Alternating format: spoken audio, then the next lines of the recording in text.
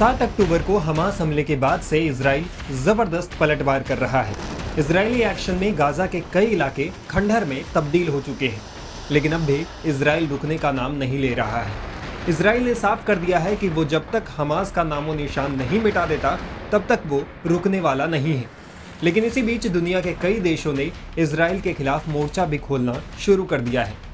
दरअसल इस युद्ध की वजह से दुनिया दो हिस्सों में बढ़ती दिख रही है। एक तरफ अमेरिका, भारत और दूसरे पश्चिमी देश इजराइल के साथ खड़े दिख रहे हैं, तो दूसरी तरफ ईरान, पाकिस्तान समेत ज्यादातर मुस्लिम देश गाजा में इजरायली हमले की निंदा कर रहे हैं।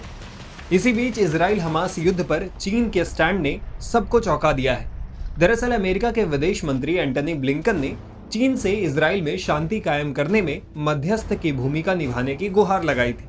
अमेरिकी विदेश मंत्री ने कहा कि चीन शांति कायम करने के लिए अपने प्रभाव का इस्तेमाल करे, क्योंकि चीन और ईरान साझेदार देश हैं।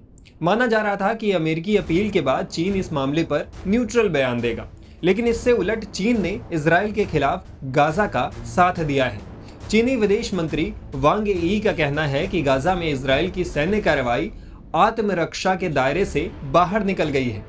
इजरायली सरकार को चाहिए कि वो गाजा के लोगों को सामूहिक तौर पर सजा देना बंद कर दे।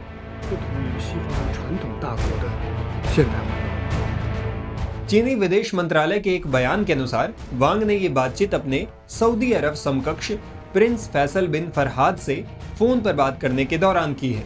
वांग यी ने कथित तौर पर सऊदी विदेश मंत्री से कहा कि सभी पक्षों को स्थिति को बढ़ाने के लिए कोई कार्रवाई नहीं करनी चाहिए और जितनी जल्दी हो सके बातचीत की मेज पर लौटना चाहिए।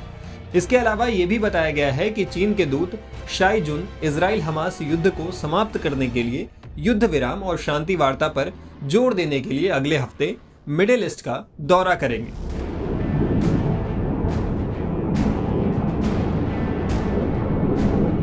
बता दें कि 7 अक्टूबर तड़के सुबह हमास के आतंकियों ने इजराइल पर एक भयानक हमला कर दिया था।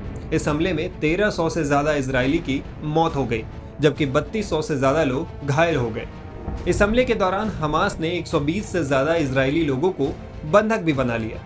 हालांकि इसके बाद इजराइल ने हमास के खिलाफ बड़े स्तर पर युद्ध छेड़ दिया। इससे गाजा के इलाके में भारी तबाही मची है। गाजा के कई इलाके मिट्टी में मिल चुके हैं। बताया जा रहा है कि इजराइल की जवाबी कार्रवाई में 2000 से ज्यादा लोगों की मौत हो चुकी है।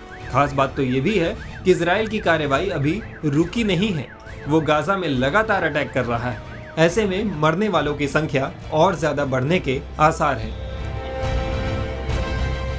टाइम्स नाउ भारत डिजिटल की रिपोर्ट।